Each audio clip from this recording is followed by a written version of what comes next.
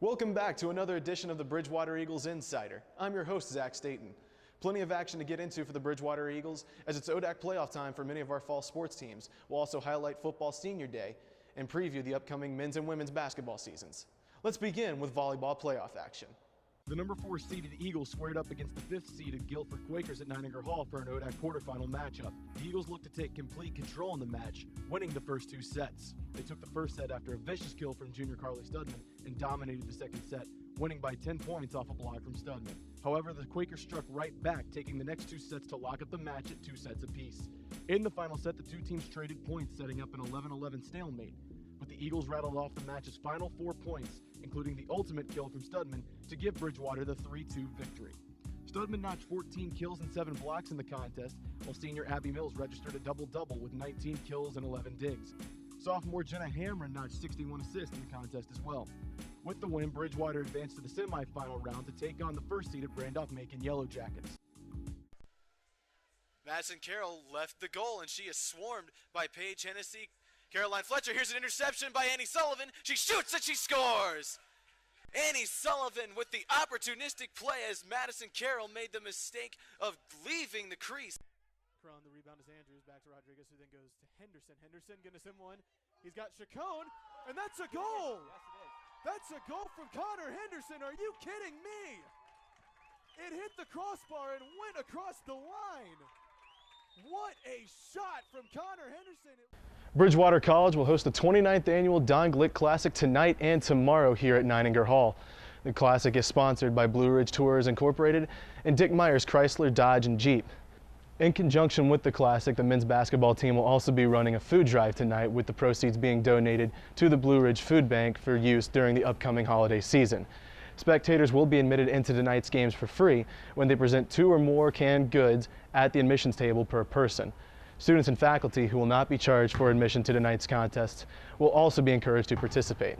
The Classic is named after Don Glick, who was a superb athlete, track and field and basketball here at Bridgewater College. Along with his playing record, Glick was an esteemed high school coach, revolving mainly around his work at Montevideo High School, where he coached football, baseball, basketball, and track and field. He is a member of the Bridgewater Athletic Hall of Fame, as well as the Virginia High School League Hall of Fame. Joined by perhaps our biggest guest in Bridgewater Spark Radio history, the president of the college, President David Bushman. President Bushman, again, this is a busy time in the year as always. We just got through with homecoming. I know your schedule's very busy, so again, I appreciate you coming in and taking some time out.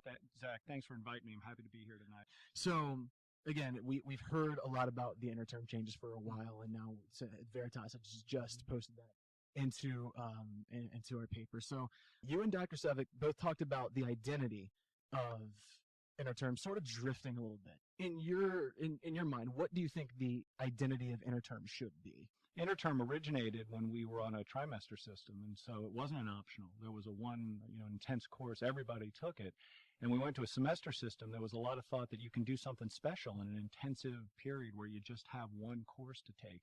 And so at the time, the college kept that on. And originally, and this goes back obviously well before I was here, the core curriculum was much bigger. Gen Ed was much bigger. And there was a thought that let's make these courses special, because students with their majors and the core, because they don't have a lot of space for electives, for example. So let's create this really special term, this interterm, and give students a chance to explore that way. Well, that was more than 15 years ago, and over that decade and a half, a lot of things about the curriculum have changed. So a lot of the original aims of interterm from 15 plus years ago are actually now accomplished in the regular semester.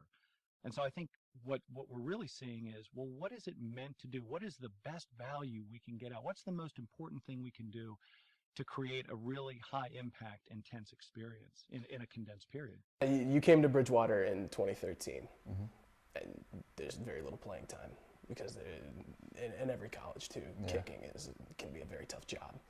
But you didn't play for 3 years. Was there ever a point in time where you went, this might not be the right situation for me, and I might want to go somewhere where there is another opportunity? Yeah, I had a great amount of talent in front of me. I had 3 or 4 senior, when I was a junior, they were senior kickers and specialists. So I knew when I came here it was going to be a tough road. I knew my PT wasn't going to be there right away, so I knew I had to work. Coach Clark told me to keep working. My family kept harping on me, keep working, weight room, kicking. So there was times I doubted myself, but I'm not. I didn't want to be I didn't want to be seen as a quitter. That's not who I am. So I kind of just worked through the adversity and paid off my senior year.